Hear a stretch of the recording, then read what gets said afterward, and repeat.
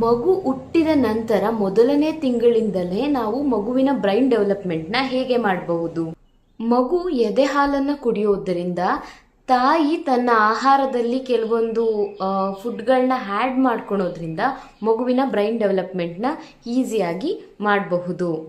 ಮತ್ತು 1 ತಿಂಗಳು ಮಗುವಿನ ಬ್ರೈನ್ ಡೆವಲಪ್ಮೆಂಟಿಗೆ ಯಾವ್ಯಾವ ಥರ ಆ್ಯಕ್ಟಿವಿಟೀಸ್ಗಳನ್ನ ಮಾಡಬಹುದು, ಹಾಗೆ ಮಗುವಿನ ಬ್ರೈನ್ ಡೆವಲಪ್ಮೆಂಟಿಗೋಸ್ಕರ ನಾವು ಯಾವ ಫುಡ್ಗಳನ್ನ ಅವಾಯ್ಡ್ ಮಾಡಬೇಕು. ನಮಸ್ತೆ Karnataka, welcome to my YouTube channel world record holder Manasmita. ನಾವು ಇವತ್ತಿನ ಈ ವಿಡಿಯೋದಲ್ಲಿ ಮಗುವಿನ ಹುಟ್ಟಿನ ನಂತರವೇ ಮೊದಲ ತಿಂಗಳಿಂದಲೇ ಆ ಮಗುವಿನ ಬ್ರೈನ್ ಡೆವಲಪ್ಮೆಂಟ್ನ ಹೇಗೆ ಮಾಡೋದು, ಆ ಮಗುವಿನ ತಾಯಿ ಎದೆ ಹಾಲನ್ನು ಉಣಿಸುವಂತಹ ತಾಯಿ ಯಾವ ಥರ ಮಗುವಿನ ಬ್ರೈನ್ ಡೆವಲಪ್ಮೆಂಟಿಗೆ ಪೂರಕವಾದ ಆಹಾರಗಳನ್ನ ತಗೋಬೇಕು, ಹಾಗೆ ಮಗುವಿನೊಂದಿಗೆ ಯಾವ್ಯಾವ ಥರ ಆ್ಯಕ್ಟಿವಿಟೀಸ್ಗಳನ್ನ ಮಾಡಿಸ್ಬೇಕು, ಹಾಗೆ ಯಾವ ಫುಡ್ಗಳನ್ನು ತಾಯಿ ಅವಾಯ್ಡ್ ಮಾಡಬೇಕು, ಹಾಗೆ ಮಗುವಿಗೂ ಕೂಡ ಏನೆಲ್ಲ ಅವಾಯ್ಡ್ ಮಾಡಬೇಕು ಅನ್ನೋದನ್ನ ನಾವು ಈ ವಿಡಿಯೋದಲ್ಲಿ ತಿಳ್ಕೊಳ್ಳೋಣ.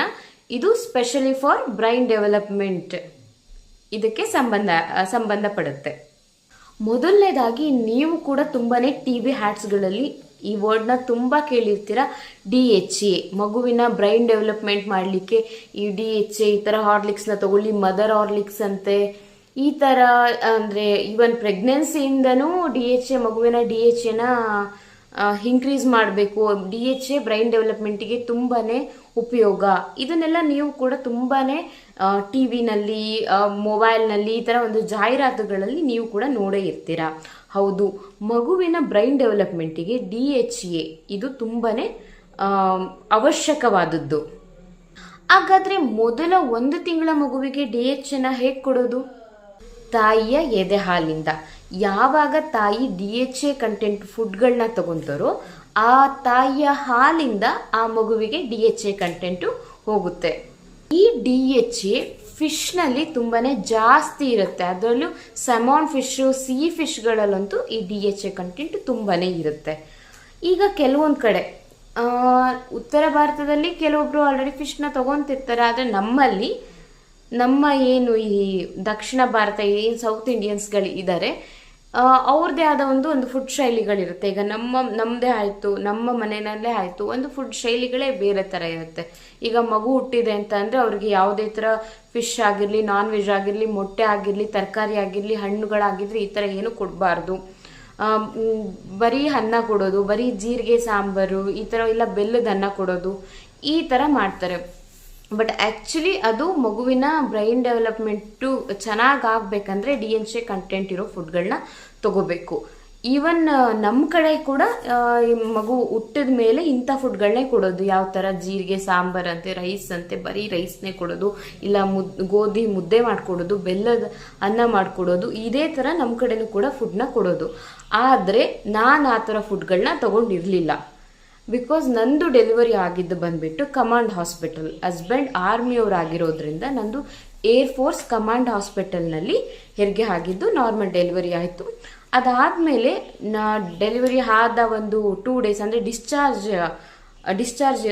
ಡಿಸ್ಚಾರ್ಜ್ ಯಾವತ್ತಾಗುತ್ತೋ ಆವತ್ತು ನಮಗೆ ಅಂದರೆ ನಮ್ಮ ಜೊತೆ ಯಾರ್ಯಾರಿಗೆ ಡೆಲಿವರಿ ಆಗಿತ್ತು ಅವರೆಲ್ಲರಿಗೂ ಕೂಡ ಡಾಕ್ಟರ್ ಎಲ್ಲರನ್ನೂ ಕರೆಸಿಬಿಟ್ಟು ಯಾವ ಥರ ಫುಡ್ ತಗೋಬೇಕು, ಏನೇನ ತಗೋಬಾರ್ದು, ಮಗುವಿಗೆ ಏನೇನ ಕೊಡಬಾರ್ದು, ಇದರ ಬಗ್ಗೆ ಮಾಹಿತಿಯನ್ನು ಎಲ್ಲ ತಾಯಂದಿರಿಗೂ ಕೊಡ್ತಾಯಿದ್ರು ಕಮಾಂಡ್ ಹಾಸ್ಪಿಟಲ್ನಲ್ಲಿ.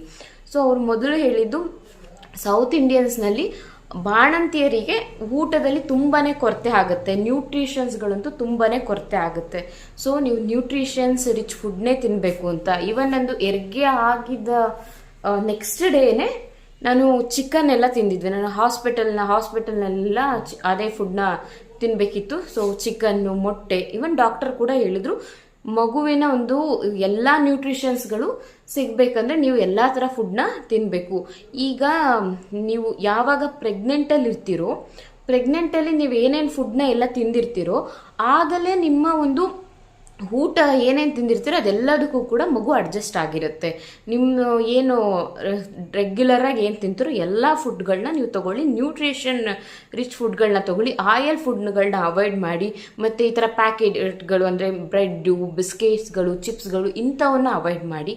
ಇನ್ನು ಎಲ್ಲ ಥರದ ಹಾಲು ತಗೊಳ್ಳಿ, ಎಲ್ಲ ಥರ ತರಕಾರಿ, ಎಲ್ಲ ಥರ ಹಣ್ಣುಗಳು, ಮೊಟ್ಟೆ, ಚಿಕನ್, ಪ್ರತಿಯೊಂದನ್ನು ಎಲ್ಲ ನ್ಯೂಟ್ರಿಷನ್ಸ್ಗಳು ಮಗುವಿಗೆ ಎದೆ ಹಾಲಿನ ಮುಖಾಂತರ ಸಿಗ್ಬೇಕಂತಂದರೆ ತಾಯಿ ಆದವರು ಎಲ್ಲ ನ್ಯೂಟ್ರಿಷನ್ಸ್ ಫುಡ್ಗಳನ್ನ ತಿನ್ನಬೇಕು ಅಂತ ಹೇಳಿ ನನಗೆ ಬಂದ್ಬಿಟ್ಟು ನಮ್ಮ ತಾಯಿ ಏನಂತ ಈ ಥರ ನಮ್ಮ ಕಡೆ ಯಾವ ಥರ ಇದೆ ಅದೇ ಥರ ಕಂಟಿನ್ಯೂ ಮಾಡಬೇಕಂತ. ಬಟ್ ಡಾಕ್ಟರೇ ಈ ಥರ ಹೇಳಿದಾಗ ನ್ಯೂಟ್ರಿಷನ್ಸ್ ಫುಡ್ಗಳನ್ನ ತಗೋಬೇಕು ಅಂತ ಹೇಳಿದಾಗ ಸೊ ನಮ್ಮ ತಾಯಿ ಕೂಡ ಡೈಲಿ ನನಗೆ ಅದೇ ಥರನೇ ಕೊಡ್ಲಿಕ್ಕೆ ಸ್ಟಾರ್ಟ್ ಮಾಡಿದ್ರು. ಇವನ್ ನಂದು ಹೆರಿಗೆ ಆದ ಒಂದು 2-3 ಡೇಸಿಗೆಲ್ಲ ಇವಾಗ ನಾನು ಡಿಸ್ಚಾರ್ಜ್ ಆಗಿ ಬಂದಮೇಲೂ ಕೂಡ ರೆಗ್ಯುಲರಾಗಿ ನಾನು ಮೊಟ್ಟೆ, ಚಿಕನ್ನು, ಕಾಲು ಸೂಪ್ಗಳು ಈ ಥರ ಎಲ್ಲ ತಗೋತಾ ಇದ್ದೆ.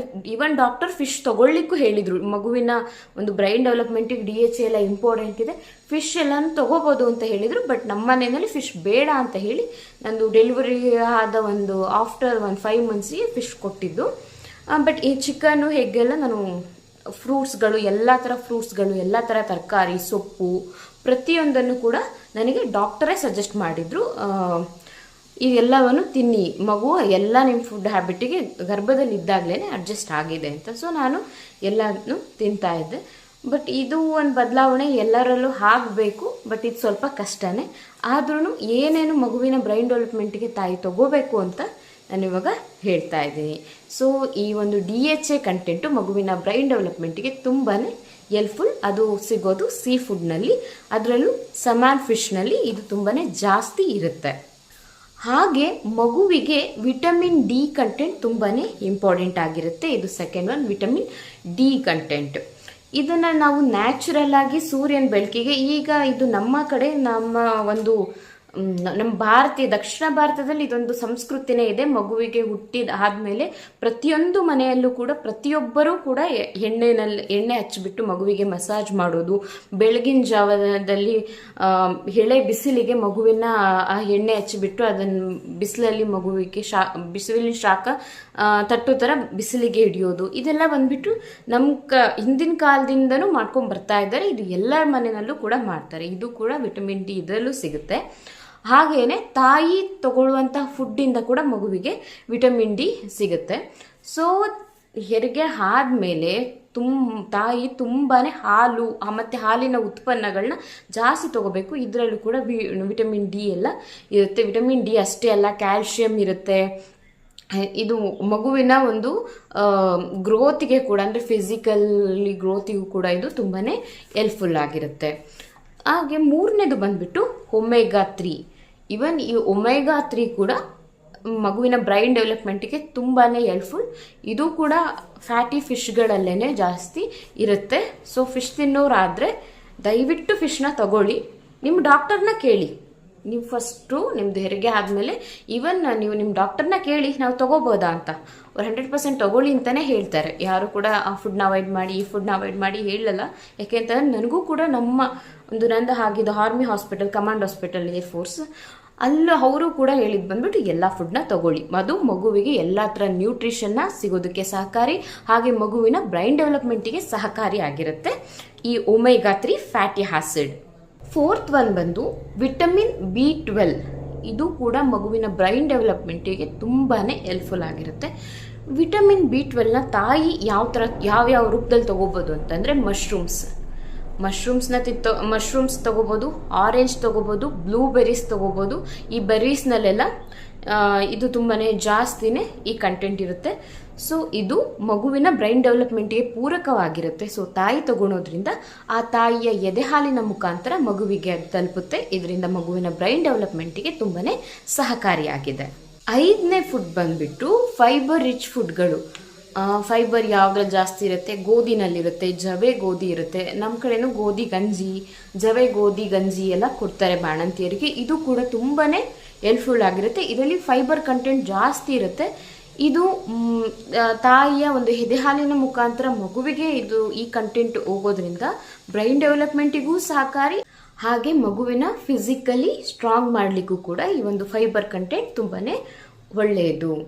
6th ಒನ್ ಬಂದ್ಬಿಟ್ಟು ಐರನ್ ಕಂಟೆಂಟ್ ಫುಡ್ಗಳು. ಐರನ್ ಟ್ಯಾಬ್ಲೆಟ್ಸ್ ಇವಾಗ ಎಲ್ಲ ಕಡೆನೂ ಈ ಆಫ್ಟರ್ ಡೆಲಿವರಿ ಐರನ್ ಮತ್ತು ಫಾಲಿಕ್ ಆಸಿಡ್ಸ್ ಟ್ಯಾಬ್ಲೆಟ್ಸ್ಗಳನ್ನ ಕೊಟ್ಬಿಡ್ತಾರೆ.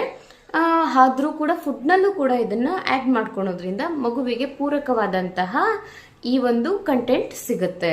ಹಸಿರು ತರಕಾರಿಗಳಲ್ಲಿ ಇದು ತುಂಬಾನೇ ಜಾಸ್ತಿ ಇರುತ್ತೆ ಈ ಐರನ್. ಅದ್ರಲ್ಲಿ ಪಾಲಕ್ ಸೊಪ್ಪು ಈ ತರ ಹಸಿರು ತರಕಾರಿಗಳಲ್ಲಿ ಜಾಸ್ತಿ ಇರುತ್ತೆ. ಸೊ ಎಲ್ಲಾ ತರ ಸೊಪ್ಪುಗಳು ಎಲ್ಲಾ ತರಕಾರಿಗಳನ್ನ ತಗೊಳೋದ್ರಿಂದ ಐರನ್ ಮತ್ತೆ ಜೊತೆಗೆ ಪಾಲಿಕ್ ಆಸಿಡ್ ಕೂಡ ತಾಯಿಗೆ ಸಿಗುತ್ತೆ. ತಾಯಿಯಿಂದ ತಾಯಿಯ ಎದೆಹಾಲಿನ ಮುಖಾಂತರ ಮಗುವಿಗೆ ಸಿಗುತ್ತೆ.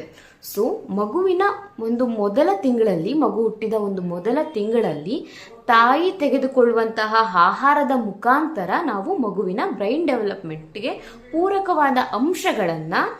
ಪೂರಕವಾದ ಆಹಾರಗಳನ್ನ ಎದೆ ಹಾಲಿನ ಮುಖಾಂತರ ಮಗುವಿಗೆ ಕೊಡಬಹುದು. ಇಷ್ಟೊತ್ತವರೆಗೂ ನಾವು ತಾಯಿ ಯಾವ್ಯಾವ ಫುಡ್ಗಳನ್ನ ತಗೊಳೋದ್ರಿಂದ ಮಗುವಿನ ಬ್ರೈನ್ ಡೆವಲಪ್ಮೆಂಟ್ನ ಮಾಡಬಹುದು ಅಂತ ತಿಳ್ಕೊಂಡ್ವಿ. ಈಗ ನಾವು ಮಗುವಿನ ಒಂದು ಬ್ರೈನ್ ಡೆವಲಪ್ಮೆಂಟ್ಗೆ ಸಹಕಾರಿಯಾಗುವಂತಹ ಆಕ್ಟಿವಿಟೀಸ್ಗಳು ಏನೇನು ಮಾಡ್ಬೋದು, ಮೊದಲ ತಿಂಗಳ ಮಗುವಿನ ಜೊತೆಗೆ ತಾಯಿ ಏನೇನು ಆಕ್ಟಿವಿಟೀಸ್ಗಳನ್ನ ಮಾಡ್ಬೋದು ಅಂತ ಇವಾಗ ತಿಳ್ಕೊಳ್ಳೋಣ. ಒಂದೇ ವಿಡಿಯೋ ತುಂಬಾನೇ ಲೆಂತಿ ಆಗುತ್ತೆ, ಅದರಿಂದ ನಾನು ಇದರ ಪಾರ್ಟ್ 2 ವಿಡಿಯೋನ ಮಾಡ್ತೀನಿ.